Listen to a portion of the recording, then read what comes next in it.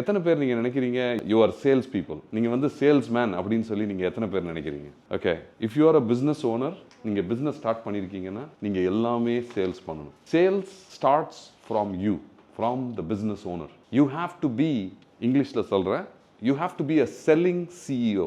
You are the chief executive of the business. You are the chief vision officer for the business. Chief vision officer na நீங்க சொல்றீங்க 10 வருஷத்துல இந்த company வந்து 1 கோடி பண்ண போறோம். You are setting the vision. தொலைநோக்கு பார்வை. Thank you. So உங்களுக்கு வந்து அந்த தொலைநோக்கு பார்வை இருக்கணும். ஓகே, அந்த தொலைநோக்கு பார்வை வந்து இன்னைக்கு வந்து I want you to write.